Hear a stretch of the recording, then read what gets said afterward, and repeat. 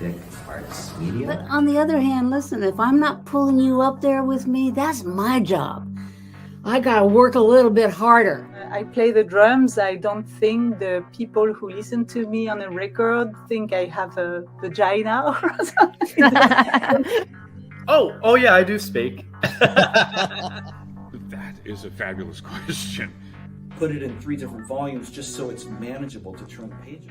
The kind of place where there's like no stage and it's kind of punk rock. And super punk rock. Yeah, that's a great way to describe it. Like, people want a show. They bought a ticket to see you. They're not there to like throw tomatoes. They're there to get entertained. Really good question. By the way, you are such a good interviewer. All of your questions are solid questions.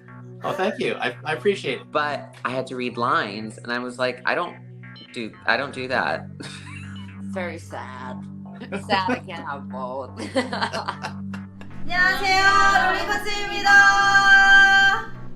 Hey everyone, this is Todd Latourie from Queensryche. You want to have synthwave, but with saxophone. Yeah, was kind of what they're looking for. And then I didn't step foot in the studio ever again. And then when I heard the song, I was like, it's not that short, actually. I don't know why you didn't want me to write anything. I realized, actually, the better the player, the less they're uptight. I'm like, okay, I finished making that. Great.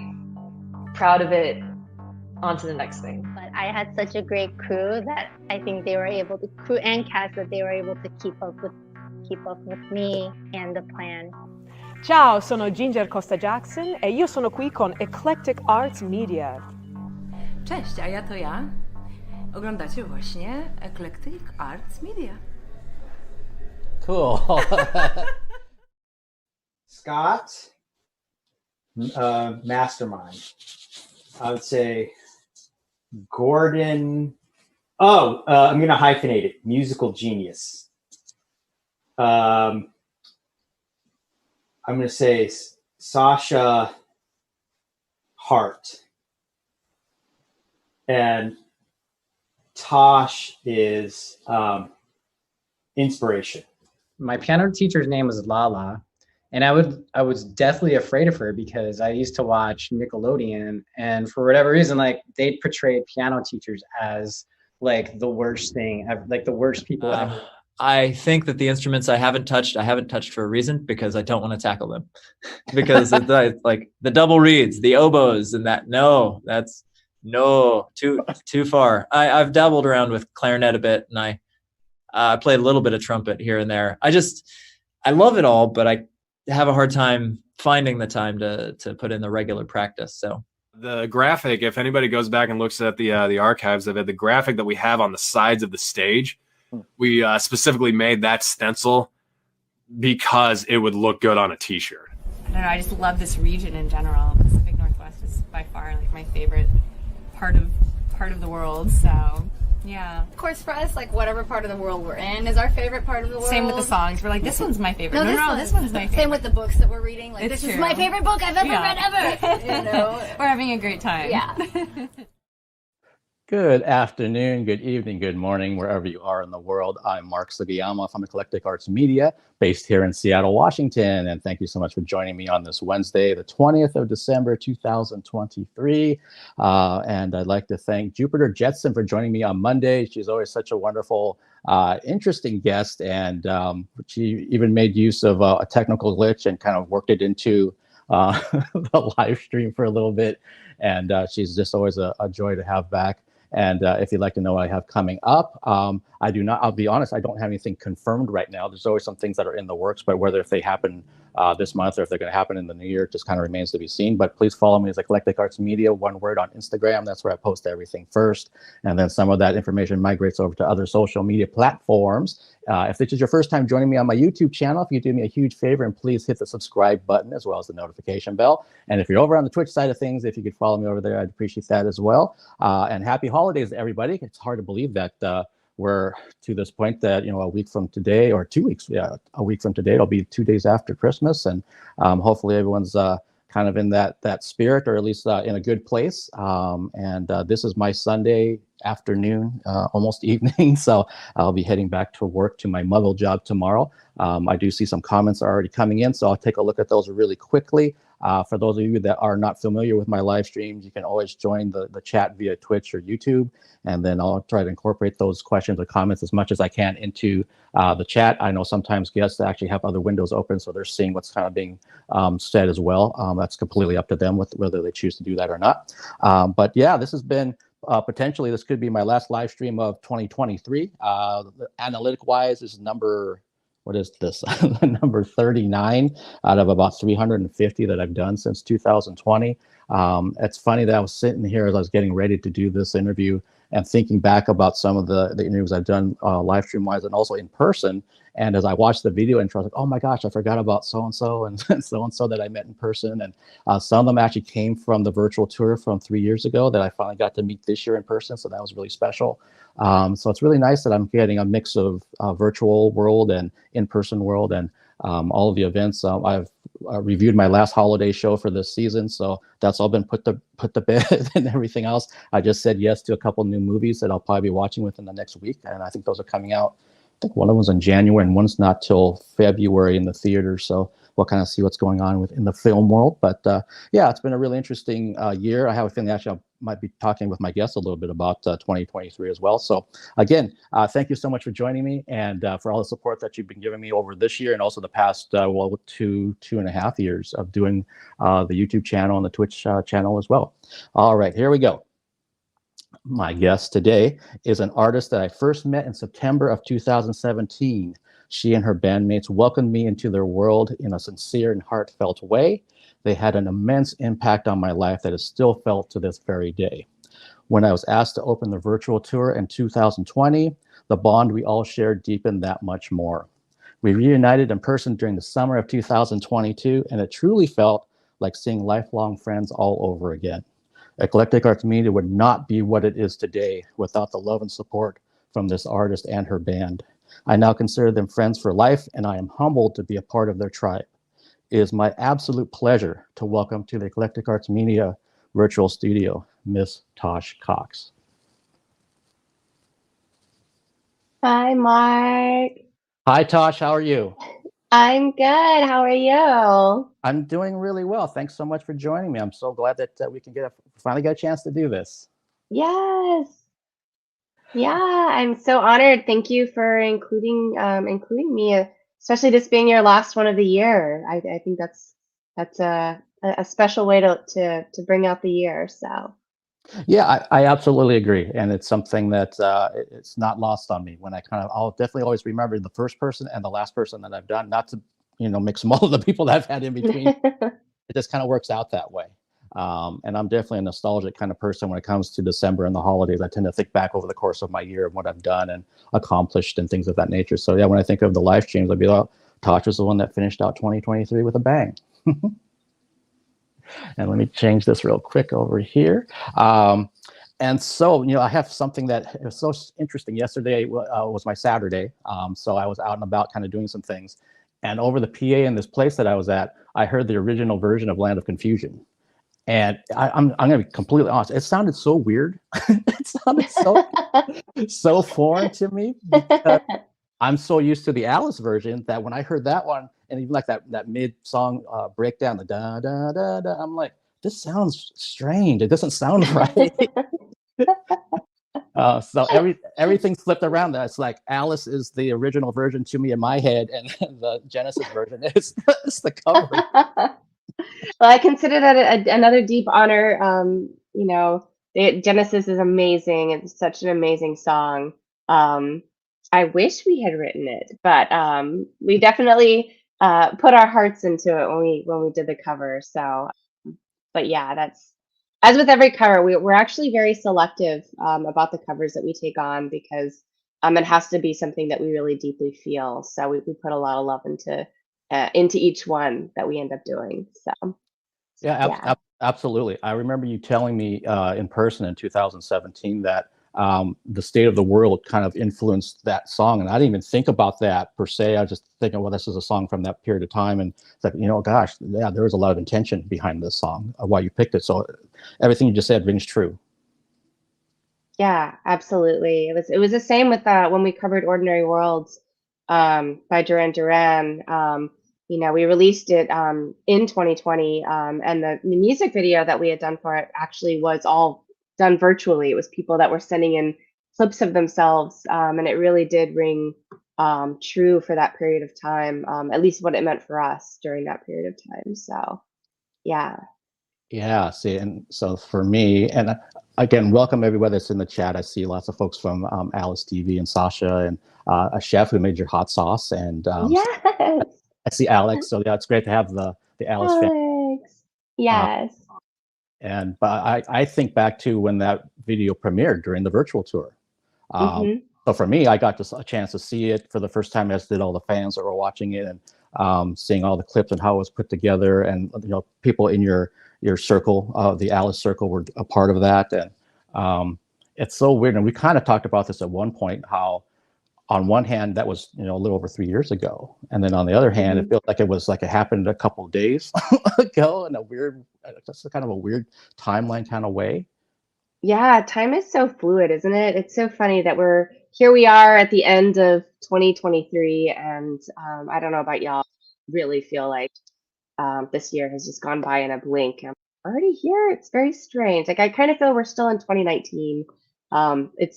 I feel like we kind of went through a weird vortex here.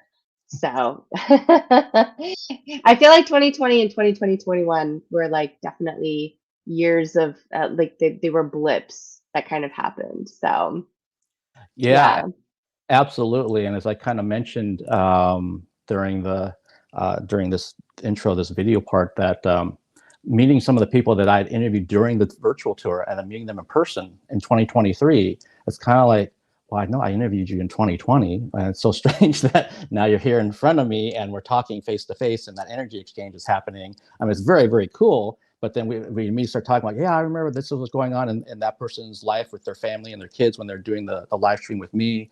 And I can talk about all the things that have happened since then. And then here they are. And I got a chance to, I'm thinking of like Maestro Lowe, who was the conductor that was on, and he was here conducting the Seattle Symphony. And so I met with him before he was getting ready to do his thing. And we're walking backstage, and all the musicians saying, hello, Maestro, to him. And I'm just kind of like, this is so cool that I get to see him be in his element again, in person, in front of, a live audience, and doing, everything he does. And he was such a giving kind of person and guest. And so there's been many of those kind of opportunities that have happened because of the Alice virtual tour, that then they became in person people that I got to meet. That's so cool. I was also so inspired by all the guests who came on, and your conversations. You were inspiring, and just the heart that you brought to the virtual tour as well. Just the sense of humanity and compassion. Just really, I felt like brought this level of warmth that we all needed. And I think that would be so cool to get to do a little tour of like all the artists, getting to like revisit them, and that's so cool that you got to like experience that in person. At least different artists that you've been able to work with. So yeah. Well, yeah, no, I appreciate that. And we kind of talked about this, I think, in 2022 when the band interviewed me about how sometimes, there was a day when I was having just a really rough day, and I was like, oh man, now we've got to do the interview at 7 p.m. or whatever time it was. And those days for you guys as the band members, you may have had things going on. It's kind of like, I don't feel like doing this today, but Mark's waiting, so we got to do it. And it's kind of like, that's when we kind of knew that we're both looking at it like, well, we don't want to let the other one down. So we got to move forward with this whole thing, especially during that time, because it was so chaotic and so many different emotions going on for everybody, including things that were also going on a personal level that I would never know about, just like you guys didn't know what was going on with me. And it was just like, but we got through it. And it was, one of the best things that I can look at during that time in my life, especially in 2020 and into 2021 for myself. And yeah, having those guests come on, and even like the folks that are in the chat with Alex, and that's how I got to know Alex, was during that time. Yes. And I got to know Tony, and I got to know Industrial Girl, and I got to know a bunch of folks that were in there, and all the new friends that I haven't had a chance to make acquaintances with. So it's like your Mad Hatter army has grown substantially, which is awesome to see. And every time I look in there, just like there's new people that discovered you. There's people that are just doing deeper dives into the band and the music, and it's just like the ripples are just going everywhere, which is just amazing to see. Yeah, it's a beautiful thing to witness the Mad Hatter Army, and to be a part of it.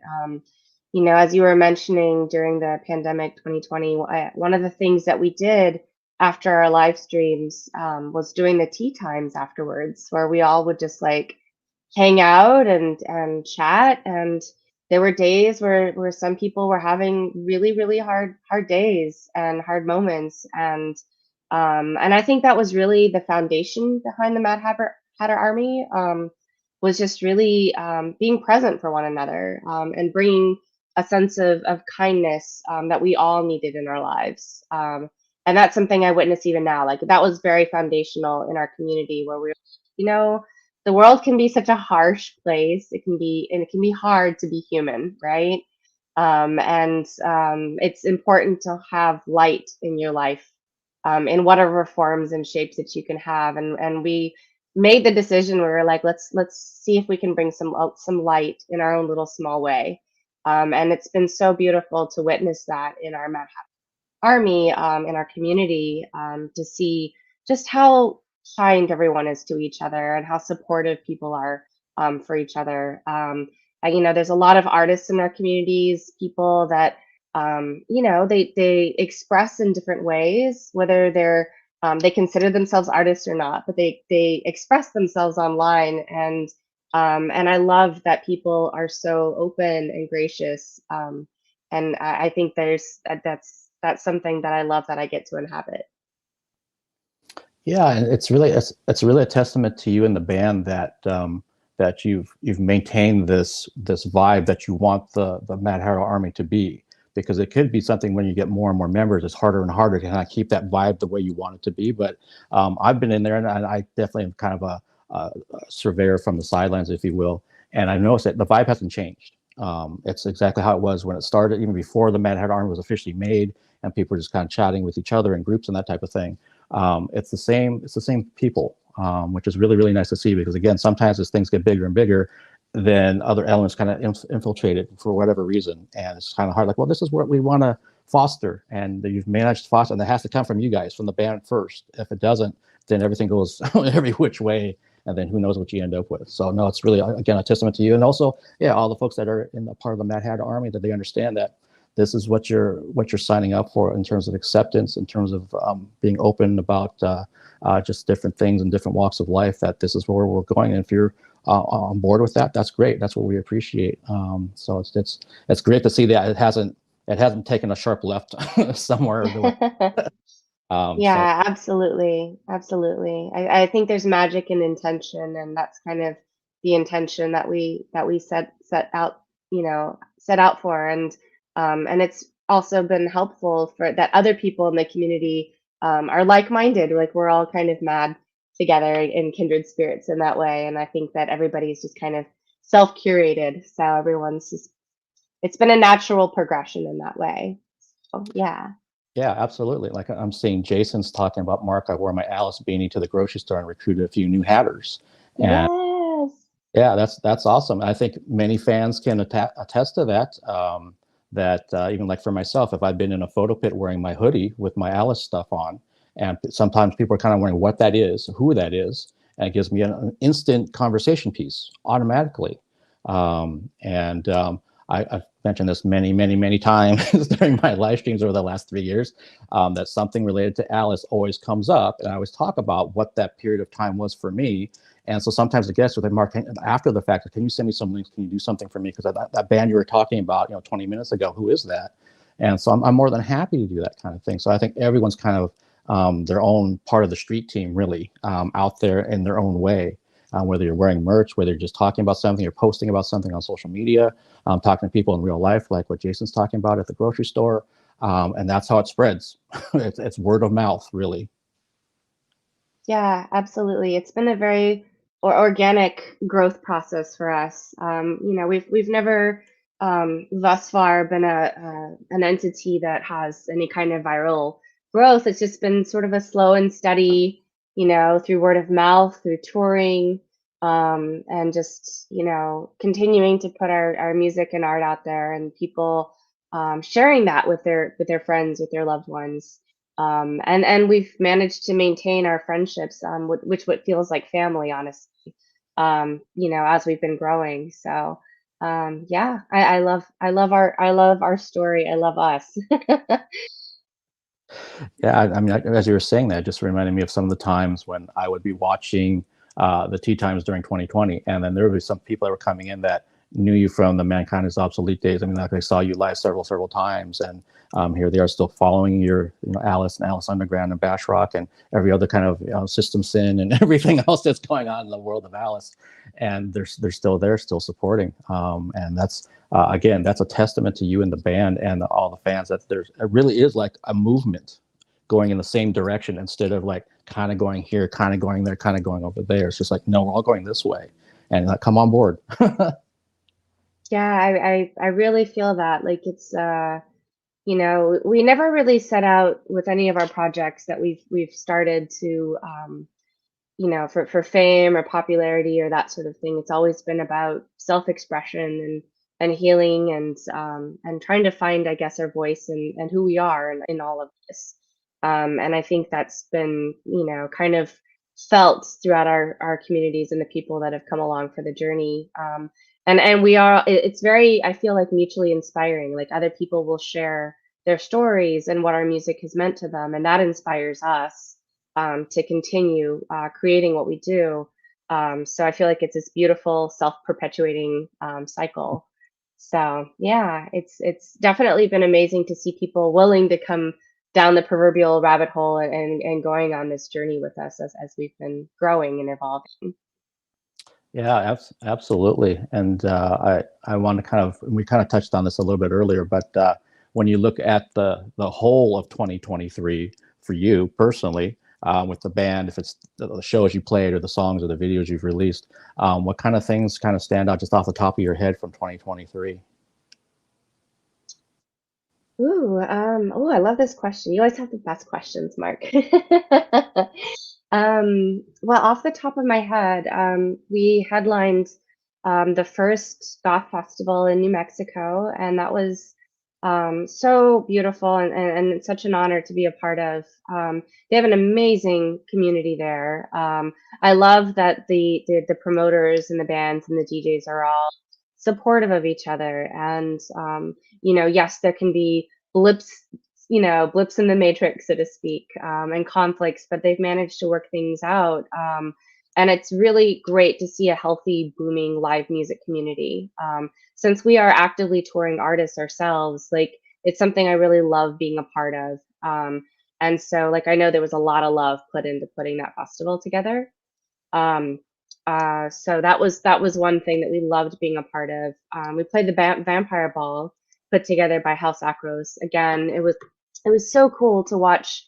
They converted this warehouse space into this beautiful, vampire ball, and to watch people like doing all of this themselves, and it was a labor of love.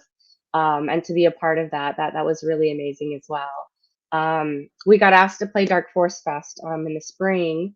So it's just exciting, because one of the things we kind of put out there is that we wanted to play more festivals. And so we've been getting asked to do more festivals, which feels pretty amazing. So I think that's definitely a highlight. Also releasing See Me, our new music video for that. Sasha and Carl, once again, masterminded that particular music video. And we got to work with people that we absolutely love working with. And it all came together really quickly. So it was one of those things where we felt like, just it's sort of like when you reach a point as artists that you start kind of dialing in your process. And so feeling like, wow, this is really cool that there's a flow to everything. So, yeah. Well, that's I'm thinking when you're talking about the festivals, that there's really nothing better in terms of getting Alice in front of other people. And so that's one of the best ways to do it, because you're gonna, especially if it's a like-minded festival. So the fans are like when you do the Mechanismus up here, that fans are, if they like these bands, they're probably going to like you, but they may not know you, or maybe they only heard of you but haven't seen you live. And then you can convert them by the amazing live performances that you guys always do. I know I've talked to some other younger bands about if they're going to come to the States. So you got to get on someone's tour. And if you're trying to headline, you can do it, but it's so hard if it's just your fans showing up instead of trying to convert some new people to what you do. And they understand that, but sometimes nobody wants to take us out, or so we have to kind of do it. I understand both sides of it.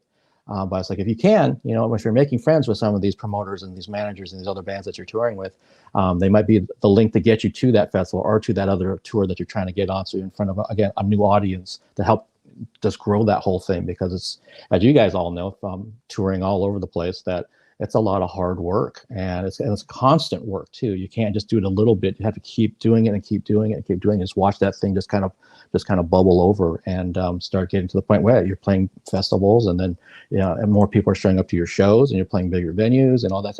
That's truly organic, the way that the band wants it to be. So there's nothing but positives to it. Yeah, absolutely. I will say that it's not easy to get onto a festival. That's something that took us a while to be able to get to that point where we were asked. But I will say that for bands that are just starting out, that like linking up with other bands and really leaning into your communities that are with you are some great ways to get started. Like you were saying, when you talk to other people, like, how do we get together, or maybe even how do we put together our own festival, that sort of thing. It really does come down to community. It's like community. You really have to you have to love what you're doing. Truly, I think you have to love what you're doing and love the people that you're with to really, really help make the ship fly. Yeah, no, you said it very, very well. I know there's been many bands that I've talked to that tour, and they always talk about that. You really have to like the people that you're making music with, first and foremost, because if you don't, it's kind of like, why am I even out here? Why am I doing this if I can't stand being in the same room as this person, let alone being on stage and meeting fans and all that kind of thing. So it's like, you have to have that really, really solid. And then also know, like, as a collective, where do you want to go? What are you trying to achieve with what you're doing? And then everything else just kind of falls into place. And every single band, no matter what genre of music they've been in, they all talk about the exact same stuff. Also being also really present with their fans too. Getting a chance to maybe meet them at the merch table, not just disappearing somewhere after the show.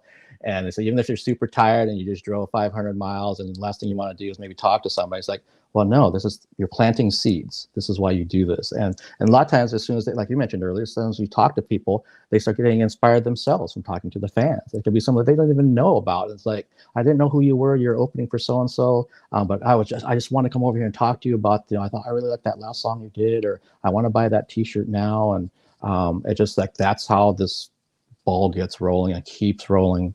Clearly, I mean, you've got so many fans that have been coming out to these shows, and I'm so bummed that that I couldn't be at the one in Seattle for a variety of muggle job reasons. But I won't get I won't get into that. But that's been my life story this 2023 about opportunities that I had to pick and choose, unfortunately, where I could be at the time. Otherwise, I would probably not be able to survive much of anything day to day. So, but I know I'll get a chance to be back out there, hopefully in 2024, and see you guys when you're back up this way.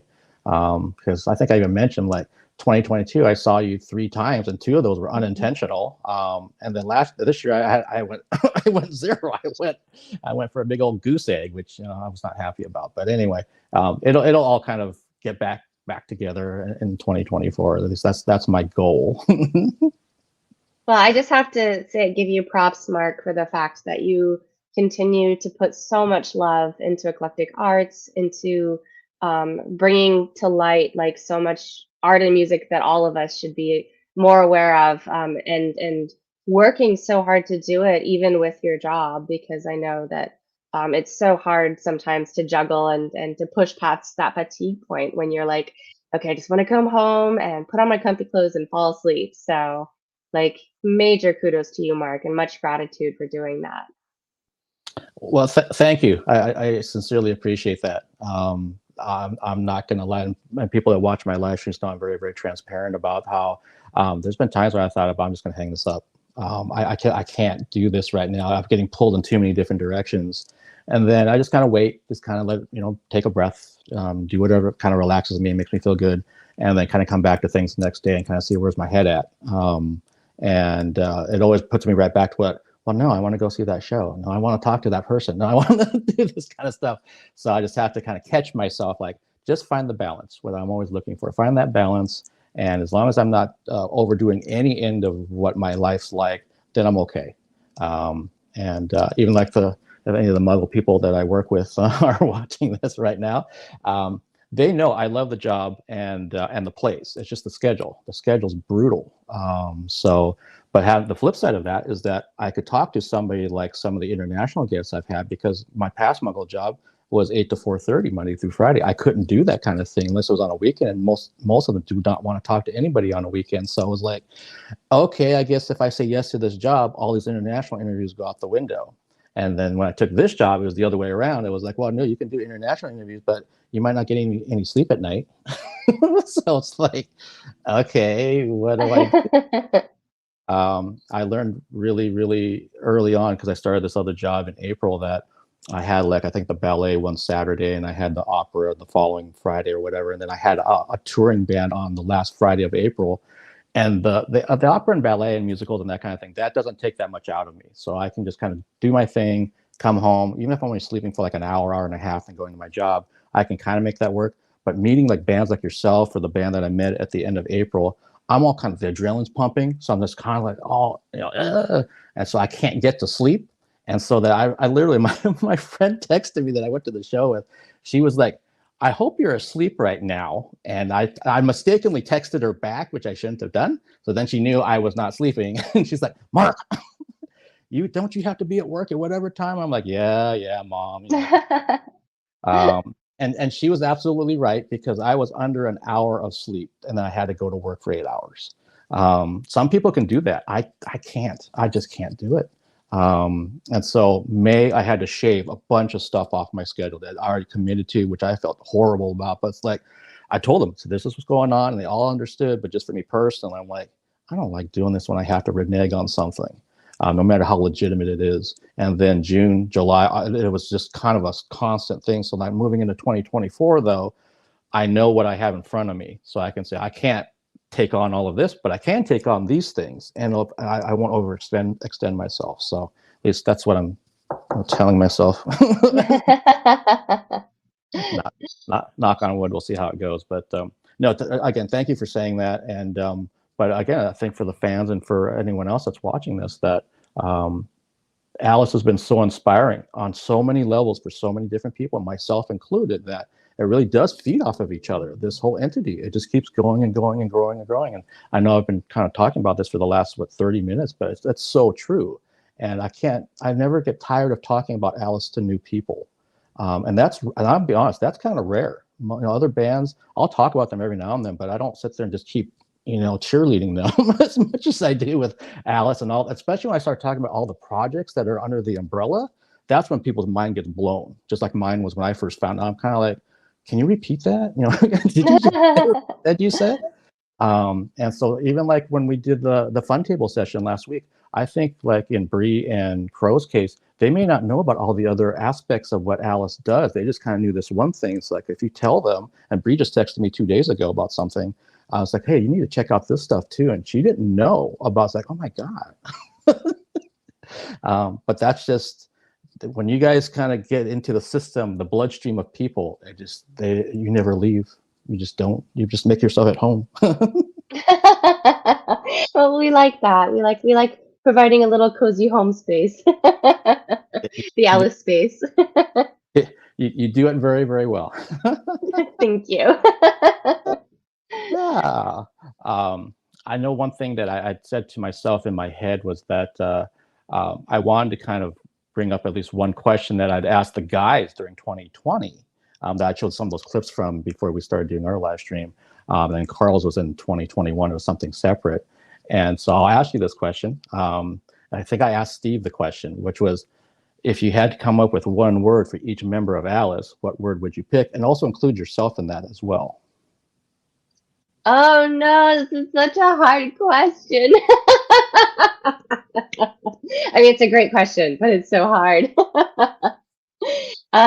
Gosh. One word.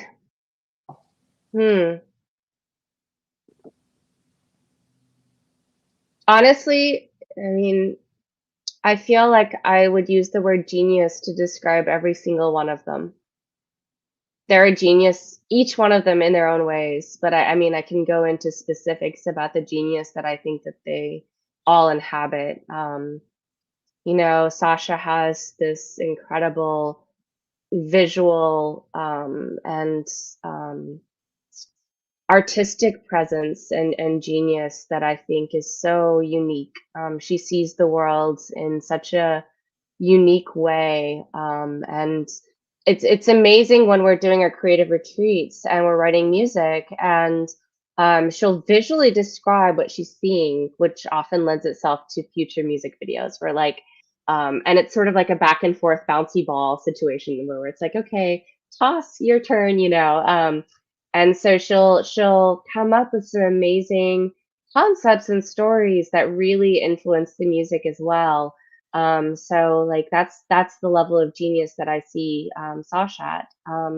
The level of genius that I see Carl at is also as a performer, as you know, as somebody who is able to translate things visually as well. Like Carl and Sasha both are so visually story-driven artists. With Gordon, I would say like easily musical genius. He loves discussing music theory for fun. You know how I've met people that are like, I like to write dissertations for fun, and that is Gordon Bash. He definitely operates at this level of musical genius, just always thinking about how to tie things in at a deeply theoretical level. And with Steve, I feel like it's like there's like it's like he's it's funny because most people don't realize that he also has this incredible ability to arrange harmonies. So a lot of the Alice harmonies, like Steve has actually helped arrange them, because he hears music in a very specific way. So he's an arrangement genius guru, you know, and also just brings so much heart to the band. And I saw in the clip that Steve's description of Sasha was heart, and I feel like Steve also brings a level of heart. I feel like Scott brings, you know, the producer genius and the technical genius. He's the guy that does all of our social media, and that's a big job to be able to you know be at that helm, and also produces all of our music. So, and he's so passionate about it. Like he's always studying other producers and learning different techniques, and you know somebody's in their level of genius when they're truly passionate about it, and that lights them up. And I feel like, you know, like witnessing each one of them in their own genius is truly inspiring. So genius for everybody. I don't know if I would describe myself that way. That's the hardest part, is having to describe myself. I'm just Tosh. Tosh is Tosh. Okay, well, fair enough. I loved how you described each member as genius, and also that I've talked to people about the skill set that the six of you have amongst the six members. You'd be hard pressed to find another band that has that skill set within the members, and that's not knocking other bands. I'm just saying that, I mean, it's, if you said that one, your drummer's a doctor, and then two, he does all the light design, and then three, like you said, I didn't know about the harmony parts that Steve does, Dr. Drum. And then that's just, there's probably just a laundry list for every member, and you put all this together on a table, it's like, holy crap, this must be like a huge corporation, right? It's like, no, it's six people.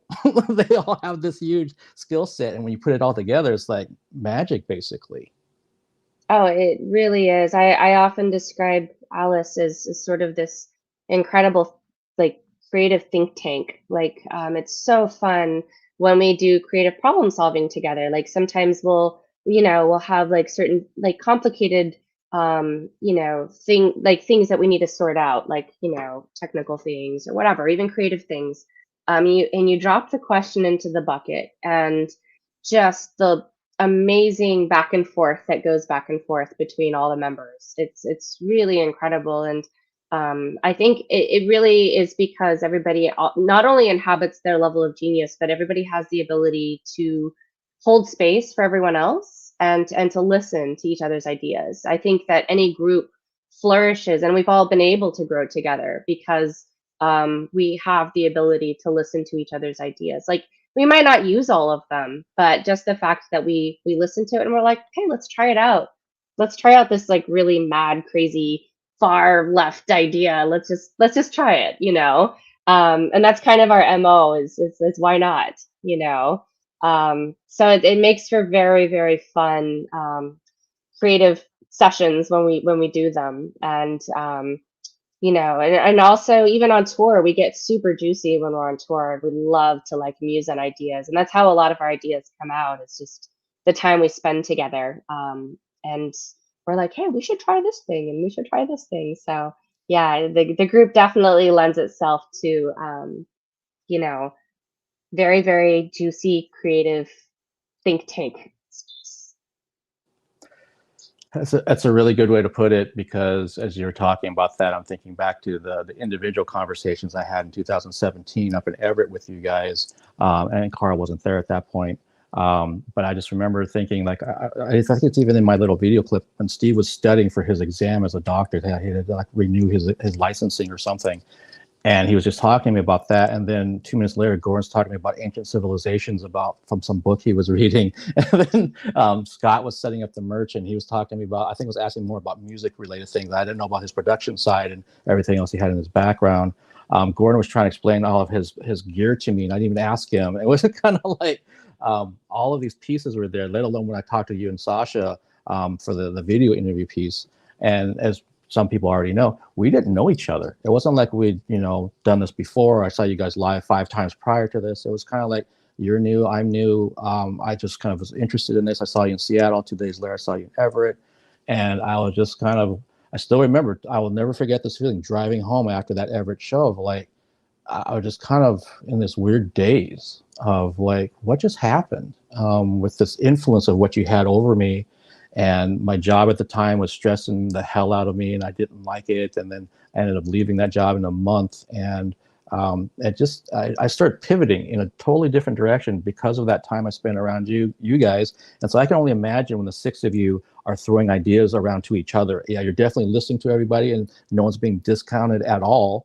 But it's kind of like, well, let's look at this one, and then maybe we'll come back to that one, and we'll kind of do this kind of thing where there's a lot of respect there. I think that's probably one of the biggest things amongst the members, and also how you interact with people. And everyone, again, any fan that's ever met you, either virtually or in person, can attest to that. I don't think I'd ever seen you guys ever be dismissive to somebody, ever. So it's just that mentality. It's so infectious, and it's unfortunately in some cases it's so rare. With other people that you meet. So it's like, again, I can't champion you guys enough when it comes to Alice doing the Alice things that you do. And I want you to keep doing that. And I want the fans to keep adding what they keep adding to that pot and going down that hole. And even like, I know that with Chef Steve here talking about the hot sauce, that's actually a good segue to talk about that. My quick question before you get into the actual hot sauce bottle of truth that you guys are going to be doing. Do all 6 of you like hot sauce? Do you all like spicy things? Except for Sasha, and she loves it in her own way. All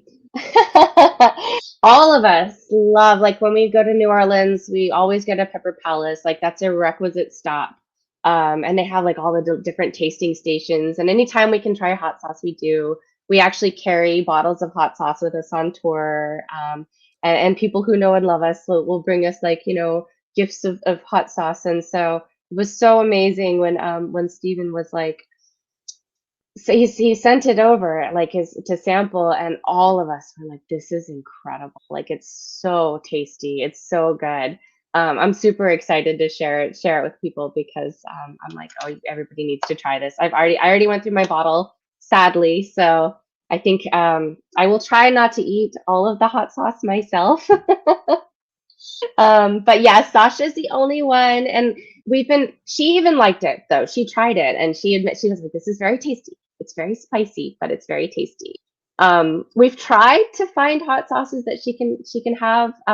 We went to Pepper Palace and they said they have the scale. And they gave her one that was supposedly rated 1 with hardly any spice at all, and she still couldn't handle it, poor thing. So maybe we can also develop a sauce for people like Sasha who don't have any kind of spice tolerance whatsoever. Just like a flavorful, yummy something. Okay. Well, yeah. I fall into the camp of Sasha. I'll try something depending on what somebody tells me, and but yeah, I'm not looking for hot sauce. Let's put it to you that way. But having said that, I did have a band that they also made their own hot sauce. They had it on the tour bus. So I was like, hey, Mark, go grab some of that. And they gave me like some chips, like the tortilla chips to try it with. And I'm kind of like, how hot is this? Because I told them, I'm not really into the hot sauce thing. So, oh no, it's really flavorful. Trust me, it is. And so I tried just a real little bit of it. It kind of set my mouth on fire, but in a good way. It actually was flavorful to the point that when we were done with that interview, I still remember this from like 6-7 years ago. I went back for more. I actually ate some more of it. So I'm like, maybe I'm a hot sauce person. I just didn't know it or something. Yeah, you just had to find the right one. Yeah, and maybe that's what it. But I'll venture into that world, in small baby steps. Yes. This is how you do it. This has been my plot with Sasha all along. Waha. I'm like, just try this one little thing, and we'll work on your spice tolerance.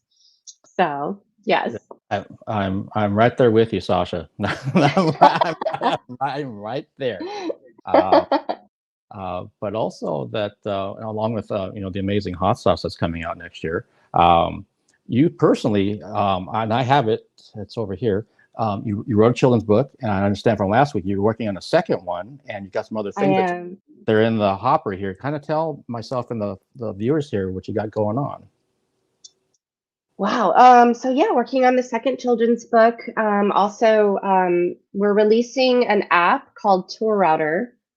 I've been using it actually to book all of our tours. I'm the one that does all the tour booking. And so we're actually getting ready to launch version 2. And I'm writing a book actually alongside of it. So sort of a companion guide. I'll start off as a blog called Unwritten Rules of the Road. And that's where we just share out what we know ourselves about touring in the hopes that it will help other people. I've met, like we were talking about earlier, bands that think that you have to be signed in order to tour, and I would like to champion the idea for them and anyone who is inspired by this, that you don't have to be signed to tour, that anybody can tour, that it's possible. And so hopefully with the information that we share out can help enable more people. The live music community is a beautiful place. I really absolutely love the organic interaction with people. Social media is great, but there's just something about being in person. As we can all remember post-pandemic, like getting to go to your first live show, for those of us who love live music, it's magic. So we want to, kind of share that out. We are working on the second half of our double album. So As Above, So Below, the full thing is coming out as a vinyl, which I'm so excited about. It'll be our first vinyl. And then also I have some fiction writing that's in the works that I've been working on for a while. So finishing off some of that. But so there's a lot of writing projects on deck. But yeah, at the forefront, the first thing I think that's going to get released top of the year is the app. So we're really excited about that. Okay, it's just like par for the course for you and Alice in terms of having a bunch of things coming up. You never stand still. That much I learned a long time ago. So it's like, why not do it now? You guys don't talk about tomorrow. You talk about now, kind of a thing. which I loved. It actually rubbed off on me because I tend to overthink things. I'll take too much time before I start moving on it. So like, well, let's just move on it. Yeah, we need to kind of have some, foundational pieces, but just move on it, start doing it. But I want to kind of go back what you had said at the beginning of that was you're working on your second children's book. And so how did you figure out like which emotion you wanted to tackle next? And then what's that writing process like for you? For me, myself being a writer, when you're trying to get into the minds of your audience, which would be children? I find for myself that I write best when it comes from my own experiences and things that I have actually either been actively working on or working on a lot, just in my own person, in my own life. So it's emotions that I have myself had to sort of befriend and dance with and learn more about. And I feel like for me, the writing of the children's book is so natural and intuitive. Like I'm so inspired by, children's books in general, because I feel like speaking to your own self as a child, like what would I say? What would Mark say to young Mark? What would Tosh say to like child Tosh? And having that conversation actually is quite healing. So if I think to myself, what book is it, or what words would I have written to myself that maybe could have helped me? It's kind of my approach. Interesting. Okay, so it gets really, really personal then when you're writing this, which to me begs the question, even like with the first book, but also with this one, when you're like ready to publish it, have you tested it out in front of kids? Have you ever read it yourself, or somebody else read it to, like kids in your family, or just friends of other kids of other friends, or something like that? Yeah, I had a really like deeply moving moment when I was reading the book to my cousin's little daughter. My cousins are like my siblings, so she's kind of like a niece. I call her my niece. And it was just sort of like one of those full circle moments. I was like, she's just, a little girl who's just like taking it all in, like, oh, this is great. Someone's reading me a story, and I'm sitting here holding back tears, like, I'm reading this story to my little niece. Nothing to see here. And yeah, we've had, several friends that have mentioned reading it as well, to their kids and also to themselves. I've had adults that have told me that they've really loved the book for themselves. But I love when I get like pictures and stories from people sharing like, oh, this is something that I read to my class, or something that I love reading to my daughter. And that's really, really meaningful for me, because it's, again, always an intention to bring connectedness with the art that I create in the world.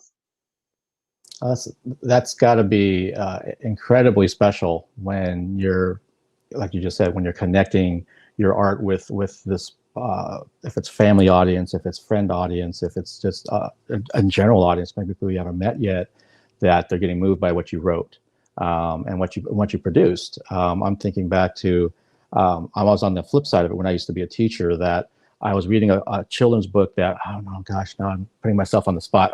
The author was Andrew Vox. Andrew Vox had written this, and he was mostly known for true crime books, but he wrote, because he has a background as an attorney, he wrote this book about basically around child abuse themes. And so, because he dealt with that on a day-to-day basis, unfortunately. And when I told him in person that I was using this book with my students, he almost broke down in tears, because that's exactly what he wanted to hear, because that's the audience he wants to hear his words from, not necessarily, it's great that I'm reading it as an adult or somebody else, but he was like, that he wanted to take time. And I was in a line of like 30 people. He wanted to like talk to me for a while. So I felt a little bit bad, because other people were kind of like, come on, move along, kind of a thing. And he really wanted to kind of pick my brain about what I was doing. And so he's seeing his reaction. I can only imagine it's probably similar to the reaction for yourself, being the author of something and having that audience, respond the way they are. Absolutely. It's not just with the children's book, but with our music, really so meaningful. That I know for myself, that the music has been so healing for me and has gotten me through so many very, very intense chapters in my life. And to know that it has helped other people as well absolutely means the world. It's like, you know, it's definitely something I've felt called to. You know, everybody, I think in at some point, hopefully everyone gets to experience what feels like a calling. And you know, knowing that some of the art that I've created has had that kind of impact on somebody that has hopefully helped them some way.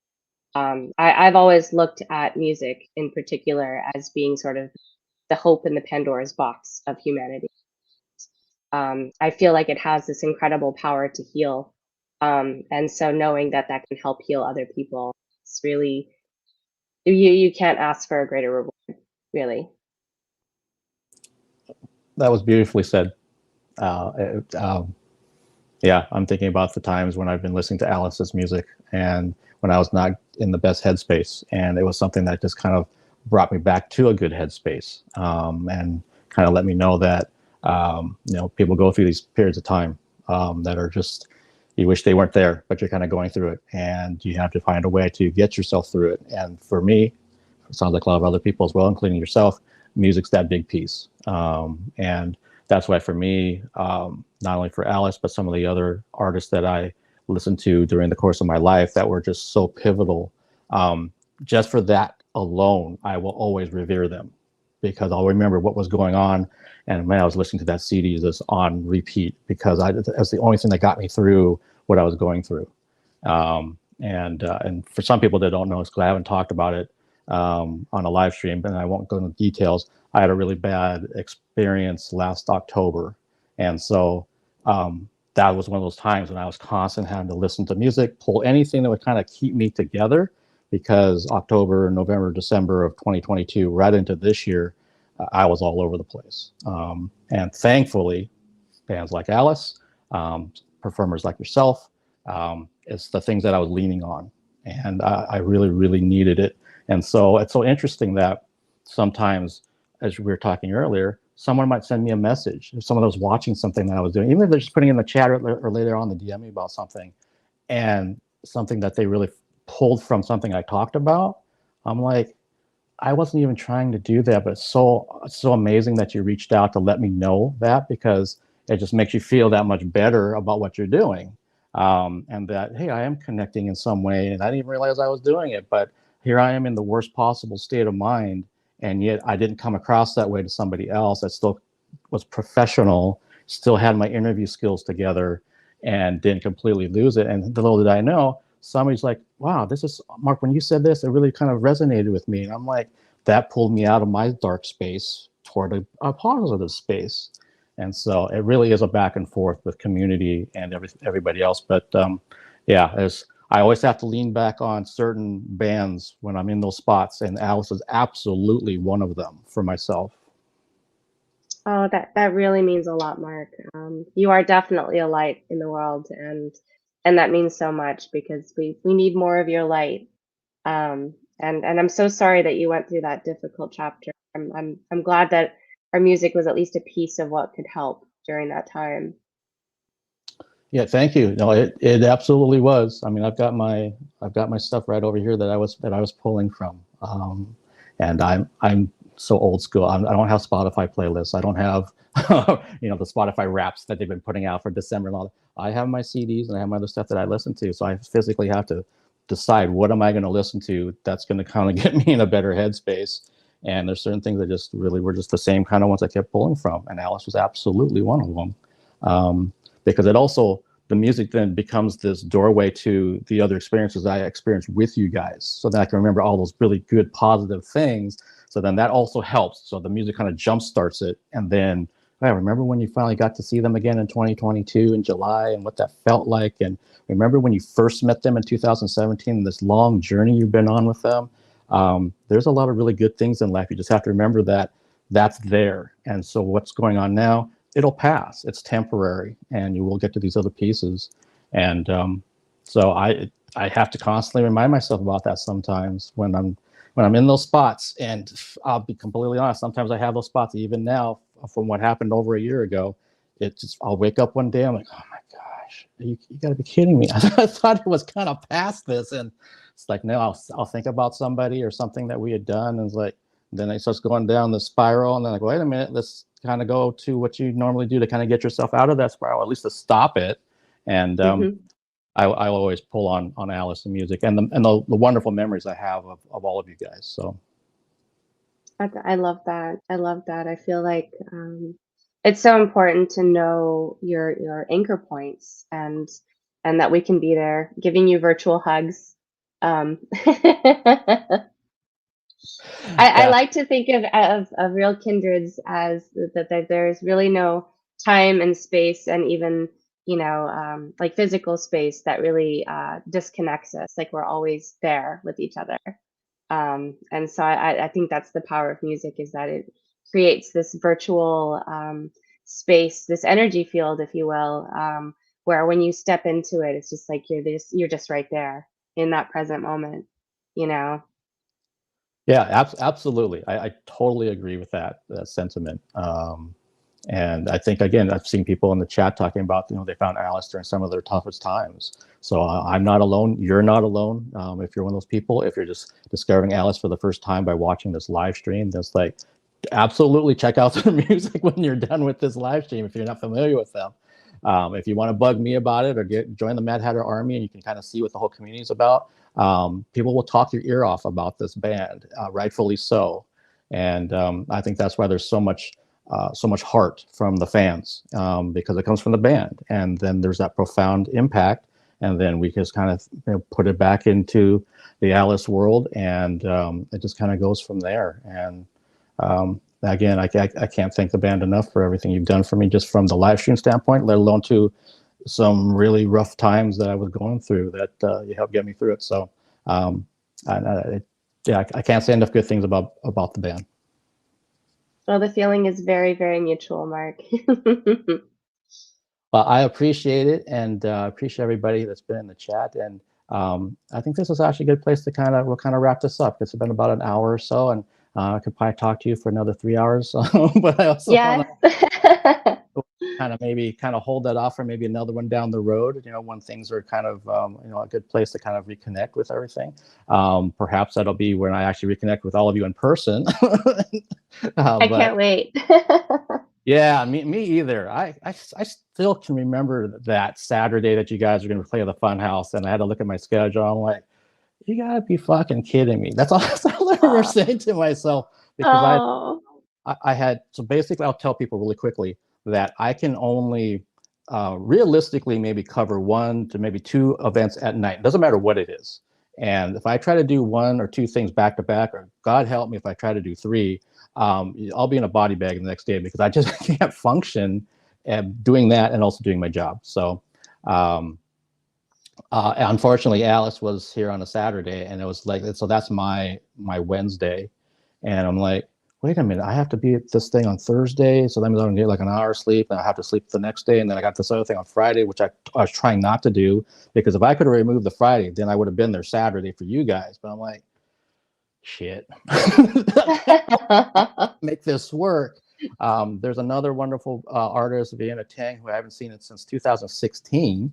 She was here for 2 shows back to back. She said, Mark, I can't wait to see you, and we're gonna do all this stuff together. And I had to bail on both of them. So it's been like, of all the people, like when you're talking cornerstones, in your music, you guys and Vienna and something, I'm like, this is the worst thing ever. I can't make this work. But again, it will work in 2024, and I will make damn sure of it. Absolutely, yes. And yeah, and Scott, thank you for. I can't wait to see you guys, and Sasha, Carl, Steve, Gordon. I mean, just everybody, new fans. I mean, there are some of the fans that I haven't had a chance to meet that are here locally, and if I end up traveling some places, who knows, to run into some people. I know at one point back in 2020, the same kind of hardcore group in that group were talking about trying to meet somewhere for a show, either in LA or maybe Vegas or somewhere, so I could meet Alex in person, I could meet Tony in person, coming from the East Coast. I'm coming down from up here in Industrial Girls down in California. All these new folks that are here as well. You can finally have that that community space in person where that energy exchange happens, and it's totally different than this is wonderful. Don't get me wrong, but being in the same room, experiencing Alice on stage would be just like mind blowing. So I hope to at least make Seattle happen, if not something beyond that next year in 2024. Yes, I think we need to figure out some kind of really epic Mad Hatter gathering. Just kind of putting it out there for 2024. Yes, that would be amazing, especially if it was something that was coming from the band about, hey, we're trying to target this gig. Give you fair warning. It's 6 months away or whatever it is, and if you can find a way to be here, that would be so awesome. If you can't, we understand that. But I think back to I'm so old. I think back to like the late '90s when they had chat rooms and everything, and they would do these kind of things once a year. Instead of being in a chat room, you try to actually meet in person in real life at some place. And I never did it myself, but you see all these pictures. It's like, oh, that's so crazy to see, like, here's 20 people that from like their chat handles, and there's them with their wife or their daughter or their whoever. And this would be something, kind of similar. So Jason, thank you so much for saying that about coming to South Carolina. I've never been back east ever for anything, let alone the South. So I appreciate the invite. If I'm ever that way, I'll definitely look you up, because I do have a friend in South Carolina. So that would be just an extra reason to come hang out with you and another Mad Hatter. So, but Tosh, again, thank you so much. Much love to you and the band. Many, many loves right back at you. And thanks everyone for tuning in. Yeah, thank you, everybody. Have a good night. Happy holidays, and hopefully see you really soon.